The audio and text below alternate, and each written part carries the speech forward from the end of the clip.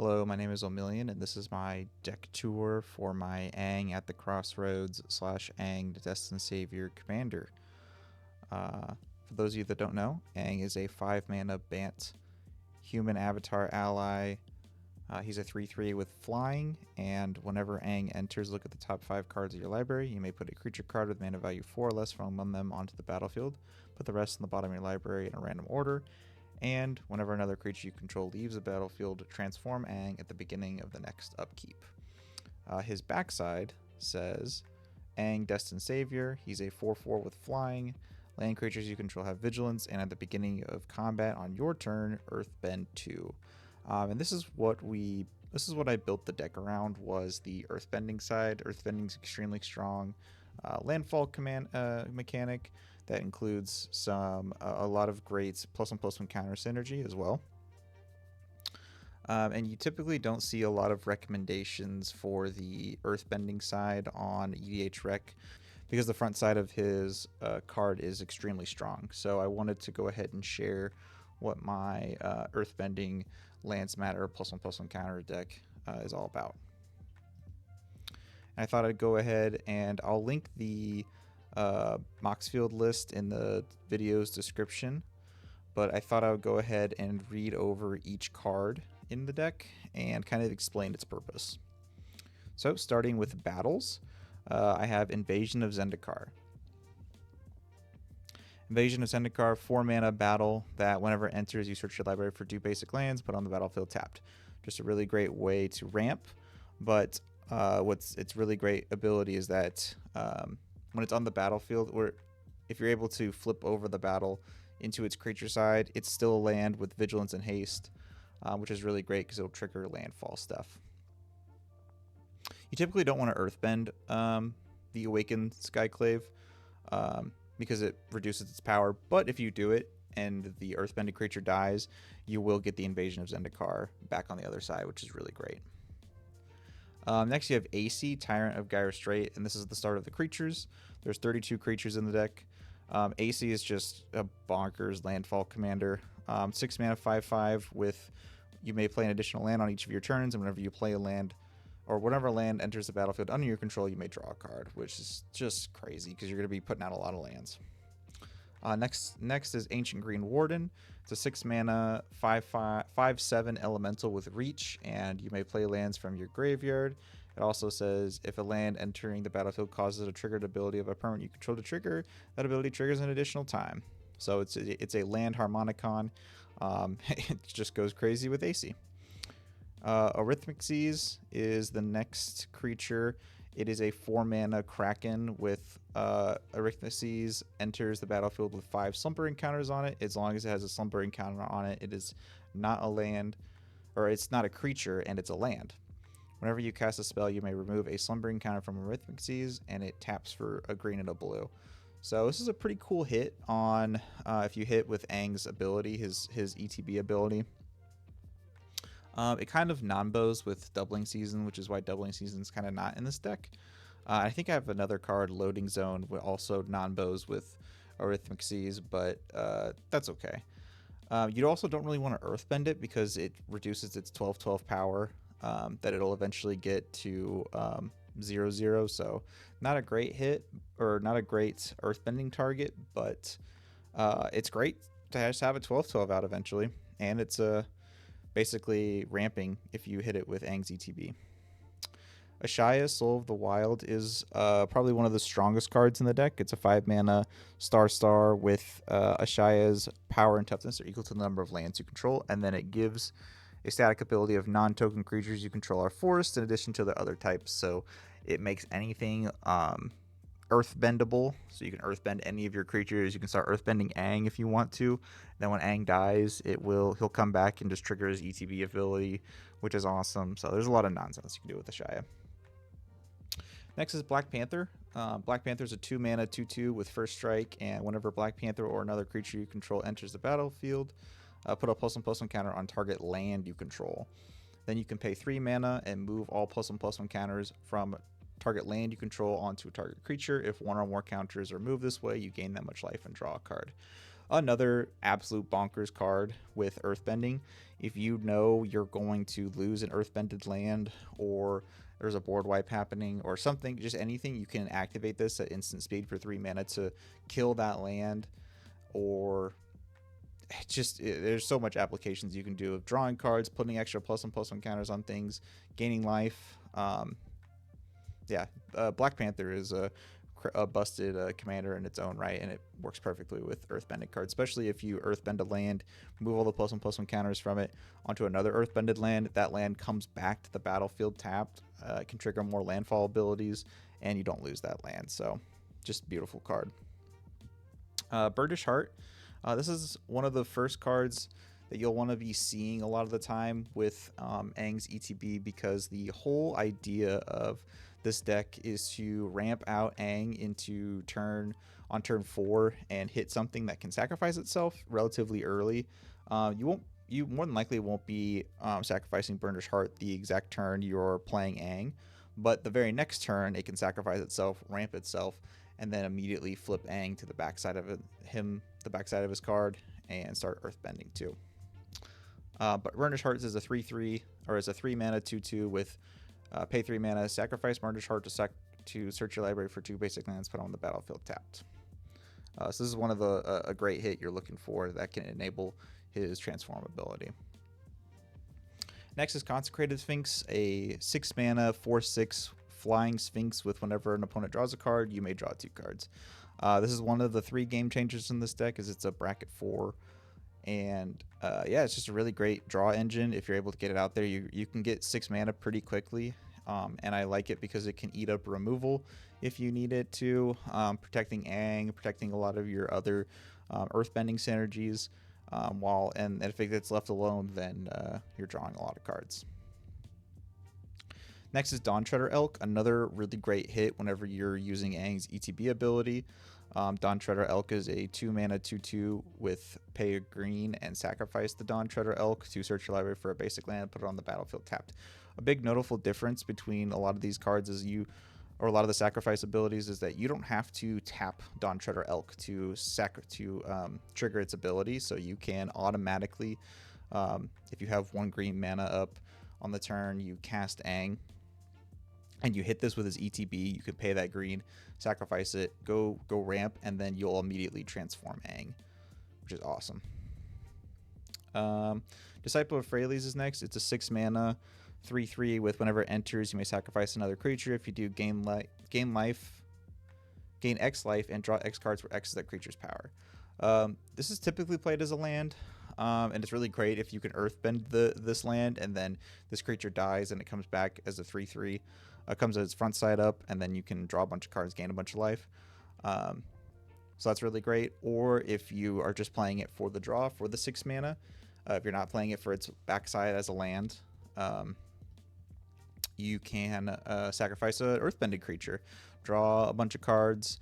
If it's a really tall one, I honestly think it's not a bad hit, even if you do just for 2 mana, if you have for creature for 2 power, if you have to. But it's still a really great card to play on either side.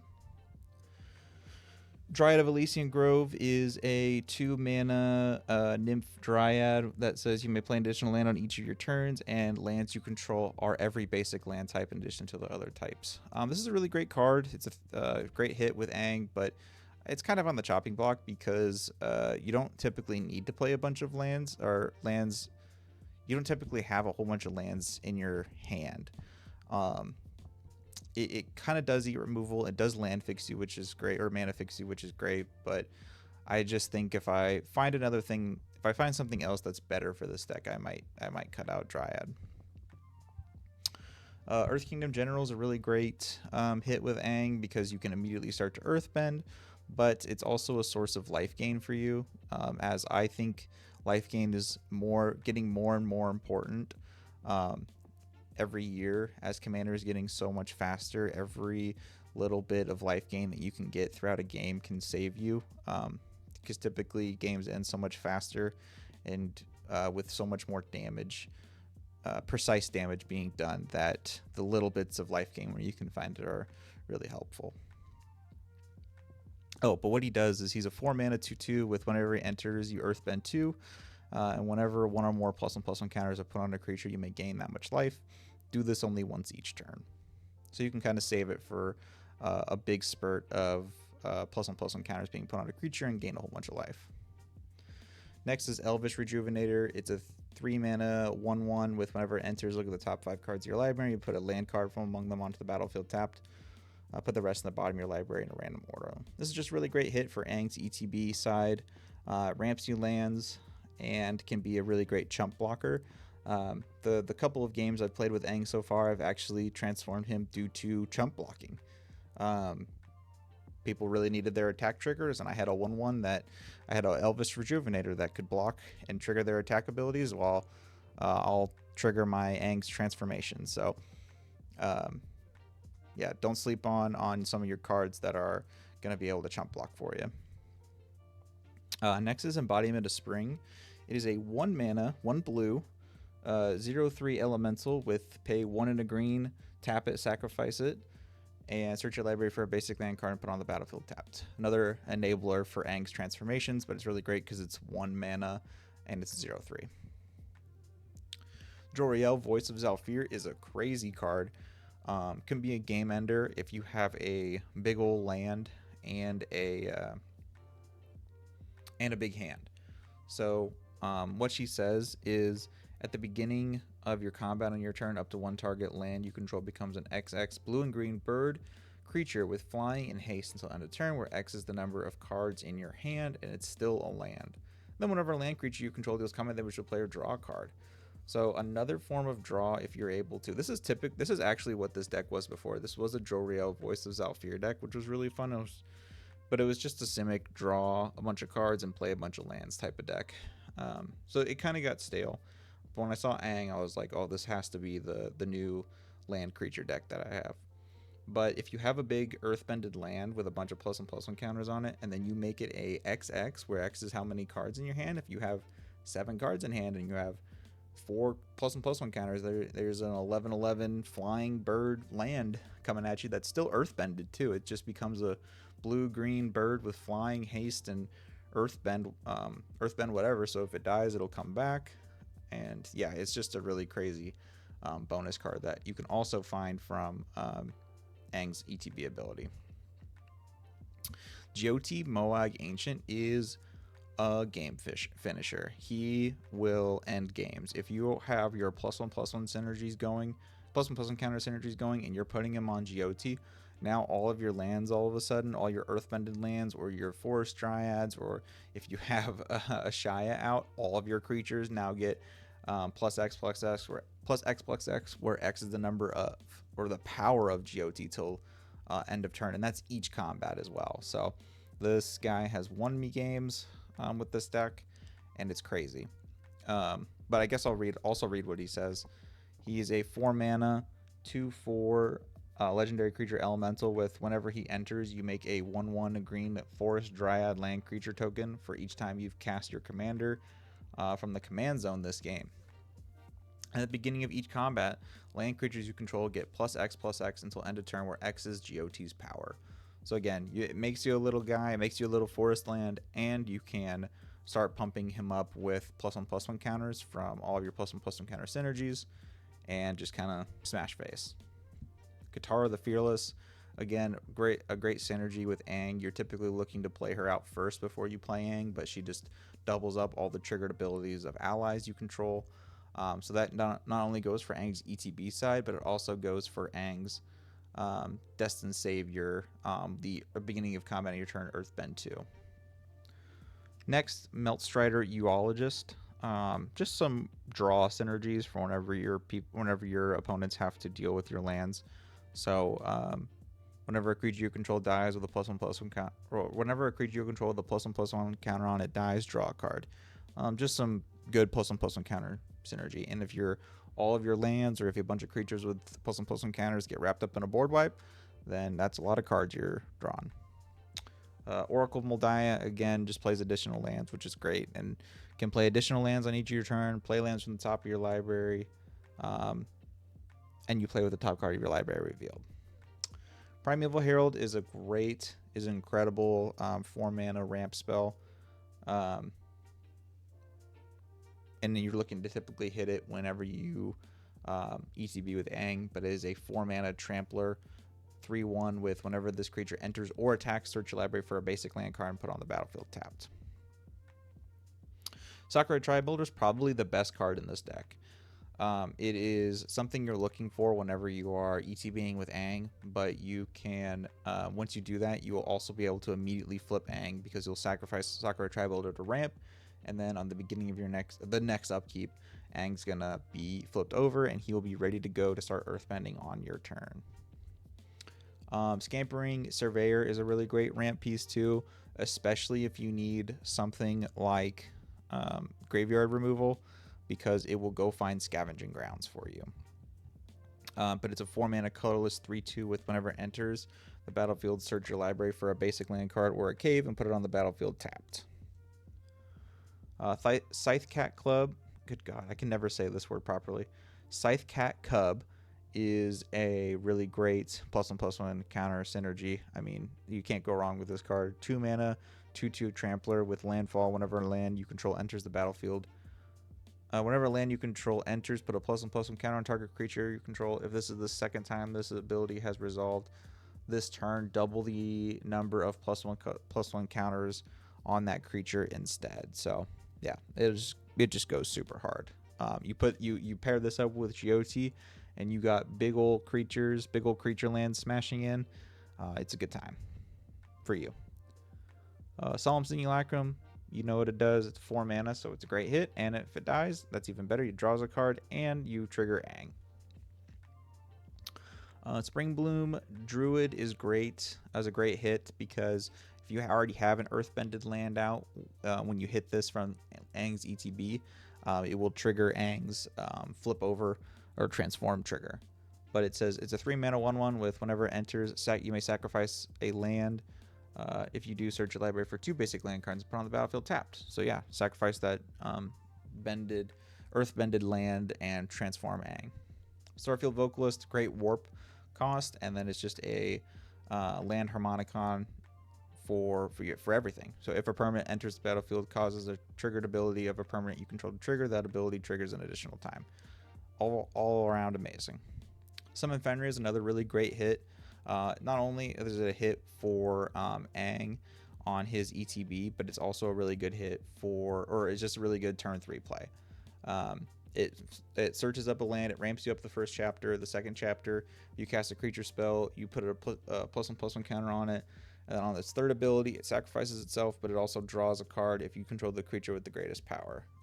So just a really great synergy with Aang all around, because if you ramp with Summon Fenrir, you play Summon Fenrir on turn 3, get a land and play a land from your hand on turn 4 and play Aang. He enters an additional +1/+1 counter, so he will become a 4/4, which is great because then your next turn, you might have the biggest creature still and draw a card, and then it sacrifices itself to then transform Aang. Tatiova, Steward of Tides, is really great. It's a 3 mana 3/3 with land creatures you control have flying. Whenever a land enters the battlefield under your control, if you could have 7 or more lands, up to 1 target land you control becomes a 3/3 elemental creature with haste, and it's still land. I typically don't try and do the bottom ability a lot with Tatiova because it gets a little confusing with your lands that are Earthbended and your lands that aren't Earthbended, because they also become 3/3s. But if you already have lands out that are Earthbended and you have Tatiova out and you continue to put lands down, hitting your already Earthbended lands is really great because it just gives them a +3 bonus. Or then Uro, Titan of Nature's Wrath, is really great. You're looking to hit this card with Aang's ETB because what it says is it's a 3 mana 6/6. Whenever it enters the battlefield, sacrifice it unless it escaped, but whenever he enters or attacks, you gain 3 life, draw a card, and put a land from your hand on the battlefield. And he has escape for 4 while also exiling 5 other cards from your graveyard. So immediately sacrifice itself, you draw a card, gain life, and you put a land on the battlefield. Very typical Simic stuff. But you are looking to hit this with Aang's ETB. Then we have Witch Enchanter. Witch Enchanter, just is a really great targeted removal ability. What's also a land. Yavi Maya Elder, really great card as well. You're still going to be a little bit slow. I mean, it's not a perfect hit with Aang's ETB, but it's still great because it can sacrifice itself. So it's a 3-mana 2/1 with whenever Yavi Maya Elder dies, you may search your library for 2 basic lands, reveal them, put them into your hand. Then you can also pay 2 and sacrifice him to draw a card. So he can sacrifice himself to draw a card and then trigger Aang's transform. Last 2 cards are kind of a fun combo that I always really like to have in these land creature decks. But the first one is Yadaro, Grave Gardener. He's a 5-mana 5/5 with whenever another non-token creature you control dies, you may return it to the battlefield face down under its owner's control. It's a forest land. So it's really great with all of kind of later in the game. If you get wrapped up in a board wipe, all of your stuff can come back as lands, kind of ramp you. But then if you start earthbending those lands, then it's really great because whenever those earthbended lands die, they come back as the front side of them, no longer a land, and they become back as those creatures. So it's really fun. But if you don't want to wait around for them to get blown up, you can play Zimone, Mystery Unraveler. So she's a 4-mana 3/3 with landfall. Whenever a land you control enters Manifest Dread, if this is the first time this ability is resolved. Otherwise, you may turn a permanent you control face up. So again, all of those lands that are coming in as forest from Yadara, you are trying to flip them up with Zimone. But not only that, you're getting a lot of double landfall triggers a lot of the time with Zimone. So you can Manifest Dread to flip things over, flip some big things over, and so forth. So it's really good inclusion. These 2 cards could be cut probably if I want better synergies, but this is what I have in my collection, so I thought they were fun. All right, those are the creatures. Now we're gonna go to the sorceries. So Awaken the Woods, just a banger of a ramp card. You can really go off with all your landfall triggers with all these forest dryads entering the battlefield, because Awaken the Woods says it's an X green for create X 1/1 green forest dryad land creature tokens. They're affected by summoning sickness, but they are lands, so these is a bunch of lands just entering. And then on the similar note, we have Doppelgang that kind of does the same thing. Doppelgang is XXX blue-green. For each X target permanence, create X tokens that are copies of that permanent. So this is kind of a game ender. If you have a whole bunch of, the game's kind of stalled and you have a whole bunch of lands, mana laying around, you can target a whole bunch of lands. You can target a whole bunch of creatures that you have. You can target a whole bunch of your enchantments that you have and make a whole lot of them and just kind of pop off with that. And a good note when it comes to the Doppelgang triggers or Doppelgang tokens is that if you are copying or targeting lands with it, those lands don't enter tapped. They come in untapped. So they'll just be ready to go to start using more mana. So that's fun. Next is Farewell. I run Farewell on every white deck, so yeah. Hour of Elation. I actually kind of misread this card when I first had it in the deck. I really thought I could be casting it for 3 mana all the time, 3 white, or white instead of 3 white, because I thought this card said, well, the card says this spell costs 3 less to cast if there are 10 or more non-land permanents on the battlefield, and then it says destroy all non-land permanents. I thought it said just permanents. So I thought it was just counting my lands. I thought it was like a City of the Blessing effect, but it's not. It's 10 or more non-land permanents on the battlefield. But I guess it goes for your opponents as well too. So you could cast this for white a lot of the time. But it's really great because if you have big earthbended creatures, or if you have a Shia out and all your creatures are lands, then none of your creatures will die and you'll wreck everything. Ondu Inversion, really great. I kind of put this in all my white decks too if I have it.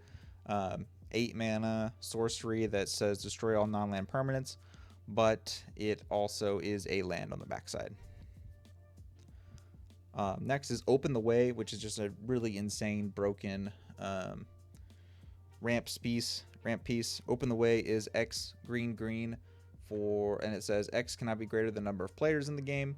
Then it says reveal the top card of your library until you reveal X land cards. Put those lands onto the battlefield tapped and the rest under the bottom of your library in a random order. Yeah, you can get any land. For 6 mana, you get 4 lands. You can get 4 landfall triggers. It's just nasty, and it's any lands too. Next is Planner Outburst. It's a 5 mana sorcery that says destroy all non-land creatures. Kind of getting the theme if you want to make a bunch of landfall earthbending creatures. But you can also pay 8 mana and awaken 4, and if you pay the 8 mana, you can put 4+1/+1 counters on target land you control, and it's an elemental with haste. So that's fun, and it kind of plays into earthbending. And then last for the sorceries is Wave Goodbye. This is another board wipe for +1/+1 synergies. So each creature without a +1/+1, or I'm sorry, 4 mana, return each creature without a +1/+1 counter on it to its owner's hand. So that could be pretty devastating, and you'll keep a lot of your stuff around. Instance is where you just really have interaction. You want to still be able to play to the board if you need to. So first one is Beast Within, destroy target permanent. We all know what Beast Within does. Next one, consult the star charts. You have a bunch of lands, and keeping up 4 mana is not that bad. So consult the star charts. If you play standard, you probably know what this is, but it's a 2 mana with a kicker for 2. Look at the top X cards of your library, where X is the number of lands you control. Put one of those cards into your hand. If the spell is kicked, put 2 of those cards into your hand instead, and the rest of the bottom of your library in random order. If you have a bunch of lands out, this can be basically a tutor, which kind of goes into the next thing, is crop rotation. Crop rotation is the other game changer, another game changer in the list, and it's a tutor for lands, 1 green. You sacrifice a land as well. You can sacrifice the earthbended land, and it'll come right back. Woo! To search your library for a land card and put it on the battlefield. And it does not enter tapped. Everyone knows the strength of crop rotation. Next is Generous Gift, another Beast Within, but in white. Next, Heroic Intervention. Yep, you give all your stuff hexproof and indestructible. Path to Exile. Now, the Path of Exile is actually really fun in this deck because you can hit your own lands with it, and hit your own earthbended lands with this, and it'll come back to the battlefield tabbed. If you want 2 landfall triggers, this is a great way to do that. Swords of Plowshare. I'm a swords believer. And then lastly, the last game changer, Teferi's Protection. Can't go wrong with that. The lone artifact in this deck is the Ozlith. Can't go wrong with an Ozlith and a +1/+1 counter stack. All right, and then the 10 enchantments in this deck. The first one, Earthbender Ascension. It's a 3 mana enchantment. It says when this enchantment enters, Earthbend 2, then search your library for a basic land, put on the battlefield tapped. Then it has landfall. Whenever a land you control enters the battlefield, put a quest counter on this enchantment. When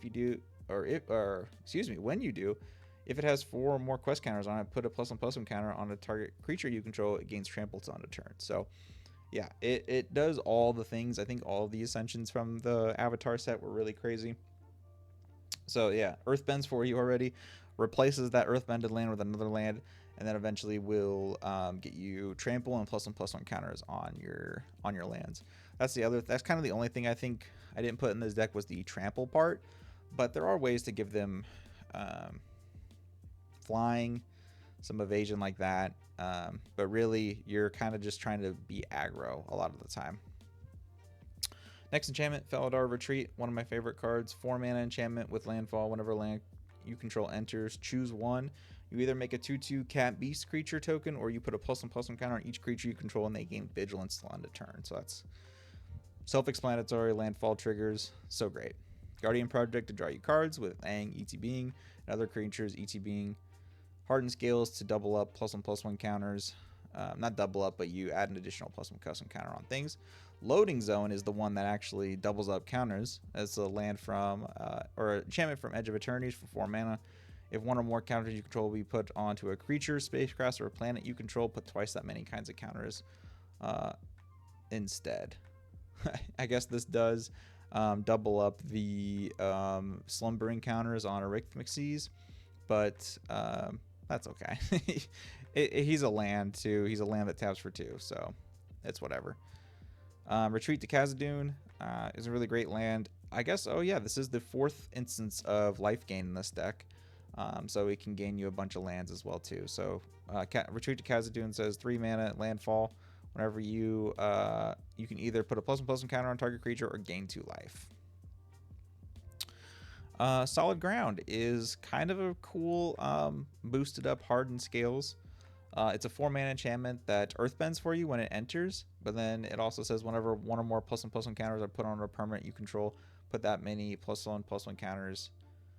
Put that many +1/+1 counters on it instead. So yeah, it does the same thing Hardened Scales does, but it earthbends for you too. Splunking is a really crazy card that ramps for you if you have a land in your hand, but also everything comes in untapped, which is really pivotal and when it comes to earthbended lands whenever they die. It says it's a 3-mana enchantment. It's an uncommon too, and it's currently $2, it says on TCG Player. So yeah, this is only going to go up though, so if you need this card, I would get it. Whenever a land you control enters, draw a card, then you may put a land card from your hand on the battlefield. If it was a cave, you gain 4 life. Land you control entered the battlefield untapped, which is so crazy. All right, next enchantment, Tale of Katara and Toph.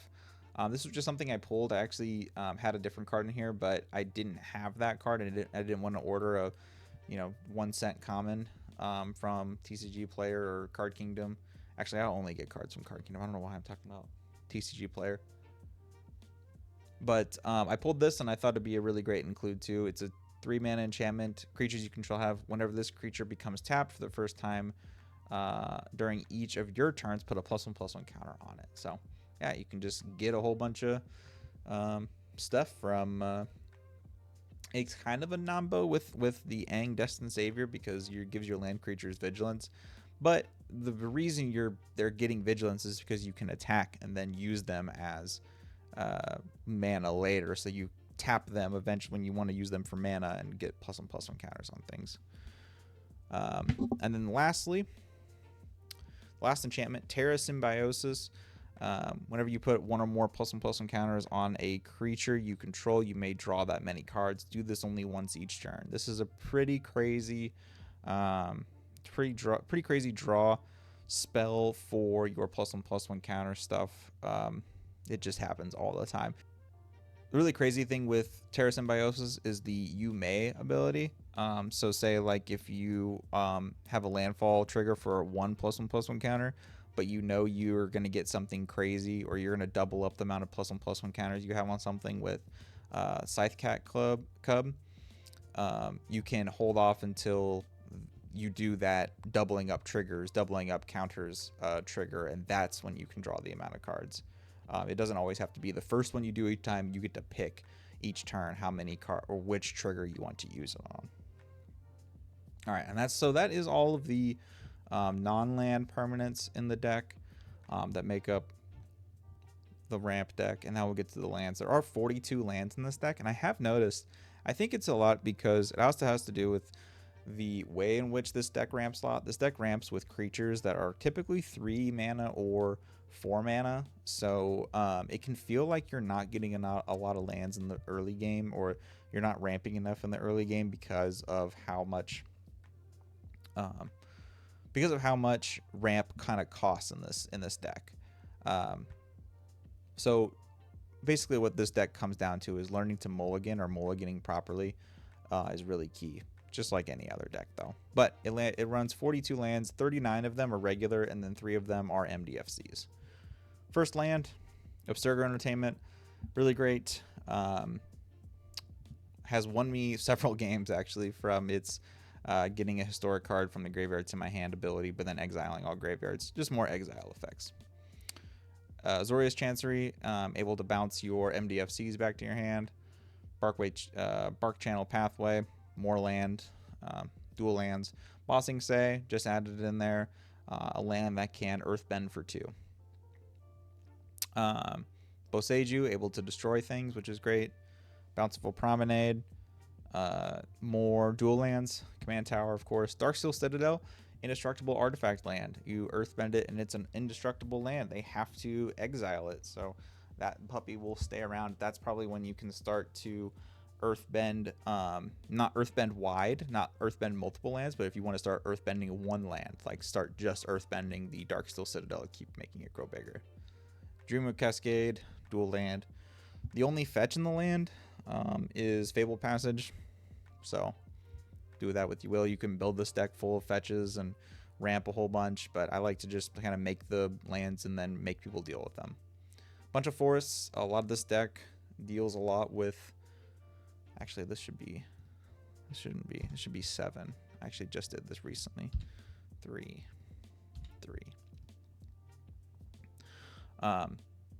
This deck actually has quite a few basics, or a little bit more basics than a traditional 3-mana deck or 3-color deck, because a lot of the ramp is just finding basics. Ink Moth Nexus is a game ender if you can another creature that you want to just start earthbending wide or tall instead of wide.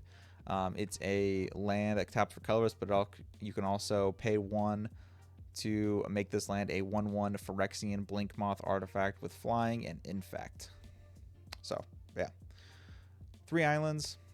Lotus Field. Lotus Field is really great if you can sacrifice some already earthbended lands to get them back to the battlefield, and it's a really great target to earthbend with because it already has a hexproof. Mistrise Village. I added this in the deck because, yeah, there are forests, but I played a game where I could not get around counterspelling, so I just put it in there to be able to get around some counterspells. Otowaru for targeted removal, some planes. Another artifact, another indestructible artifact land, Razortide Bridge. Same deal with Darksteel Citadel. Rejuvenating Springs, dual land. Rogue's Passage to get damage through, so another one of the giving it evasion. Scavenging Grounds, got to deal with graveyards somehow. Urban Retreat's a really great, really fun way to ramp as well too. If you can get some creatures that are tapped, maybe even Aang. Like if you want to replay Aang, if you some crazy instance where you ETB Aang and then you want to get another ETB off of them, you can return Aang to your hand and put them immediately ramp this card out. Tanglepool Bridge, another indestructible artifact land. Talon Gates of Mandara is an all-star on this deck. If it gets earthbended, it becomes a game of chicken. If you want to, if someone wants to kill the 8/8 Talon Gates of Mandara and then make it phase out something, or if they just let it hit. Great card. Spara's headquarters for Triland, another Simic Growth Chamber to bounce MDFCs. Shifting Woodland, really amazing. If you can get this card, if you're able to put this card in your green deck, I would. It's because it's just a banger of a card that can go in any green deck. What it says is it can enter the battlefield untapped, or enters the battlefield tapped unless you control a forest. It taps for green. But the really fun ability is the Delirium 4. So you have to have 4 or more card types in your graveyard for this to activate. But when you do, Shifting Woodlands becomes a copy of target permanent card in your graveyard till end of turn. So it can be a copy of any kind of card, any creature, any enchantment, any other land in your graveyard till the end of turn. And then Secret Tunnel. I haven't actually got to play this card yet, but it can't be blocked. So if you start to pump it out, or if you start to pump it up with Earthbending, it will not be blocked, which is great. And then it's also a cave, so you can specifically find it with Scampering Surveyor. And then lastly, you have Yavimaya, Cradle of Growth, just to make all forests kind of help out your lands. Yeah, that is my deck. I'm going to now go ahead and try some play testing, do some gold fishing with the deck to kind of show you how it plays. But first we got to make a hand. And so this one here is not actually a good hand. This is not something I'm typically looking for. I mean, we could keep this. It's going to be a little awkward, but you can just Awaken the Woods on turn 3 and play Aang on turn 4, but that's not really what you want to do with Awaken the Woods. So we're going to mulligan. We're going to mulligan for another hand. That's all lands. Can't do that. So this is the kind of hand that you really want to see. You have 3 lands in hand, which are great, and you have 3 lands to be able to ramp in, or 3 lands to use ramp into. So you have the Spring Bloom Druid. So I'm gonna keep this, and we're going to be able to hopefully ramp into Aang on turn 4. So drawing turn 1 is always going to be Tanglewood Bridge there because it's tapped land. All right, not too much help, but we'll just go to turn. Do that. Burnished Heart's nice, but I'm still sticking with the game plan of Springbloom Druid. So it'd be turn 3, casting the Springbloom Druid, sacrificing the forest, and going to find a plains and a forest. Yeah.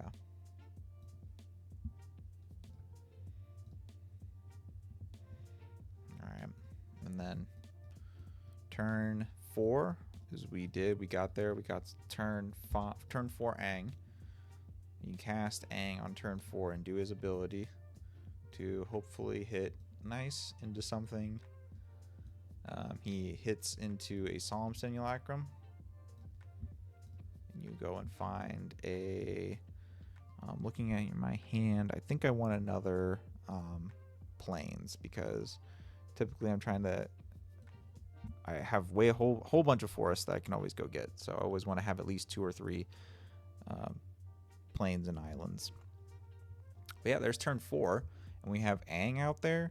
We have a Solemn Simulacrum and Springbloom Druid. So you have a bunch of great blockers if someone's trying to swing into you, and you've ramped a whole bunch. So you're on turn 4 with 6 lands. So you're sitting pretty darn good at this point.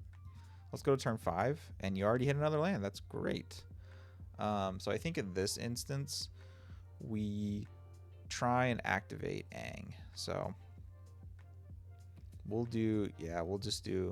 leave up 1 mana for a Swords to Plowshare, and we'll cast the Burnished Heart, and then sacrifice the Burnished Heart to get an island. Oh, and a forest. And boom. Yeah. So turn 5, you have 1, 2, 3, 4, 5, 6, 7, 8, 9. 9 lands with 2 great blockers. Aang's going to transform, and you're holding up for removal too, in case you absolutely need to. It does suck if Aang gets removed now, but at the same time, you'll have enough mana to recast them immediately. At that point, if someone is either board wiping, or if someone's board wiping, that's great because you already have so many more lands ahead of everyone else. If someone removes Aang, you are probably going to be a little bit behind, and the threat assessment is going to be moved away from you, which is great. Then you get the recast Aang. Let's say someone does board wipe and kills everything. You draw a card from Solemn. You go to your next turn. You have 7 cards in hand. You didn't draw a land, but that's okay. But you'll just recast Aang for 7. 1, 2, 3, 4, 5, 6, 7. Unfortunately, we don't have enough for another spell, but that's okay because you do hit a really great 4 mana creature in Joriel, Voice of Zhalfir, to then go to your combat. So turn 6, go to your combat. Right after, this is right after a board wipe, hypothetically. You go to your combat. Joriel triggers. She turns this indestructible artifact land into a blue-green bird creature with flying and haste, where X is the number of cards in your hand. You currently have 7 cards in your hand. What do you mean? You swing with a 7/7, deal 7 damage to someone who probably has 1 creature. Or no creatures. You draw a card from Joriel. You get another land. You play the tapped Ondu Sky Ruins. And you're sitting great on turn 6 again. Yeah, someone had a board wipe turn 5, and this is your follow-up to turn a board wipe is play Aang again and get to get a really great hit with a full grip in your hand still. Oh man. And heck, you could have technically held up 1 white for Swords to Plowshare again too. So, whew. Yeah. So that's a really great hand right there. And yeah, so that's Aang at the Crossroads / Aang Destined Savior. I'm gonna probably make another video talking about my Gruul landfall deck that I have that's really fun, and it typically gets to do the thing every time. So yeah, see ya.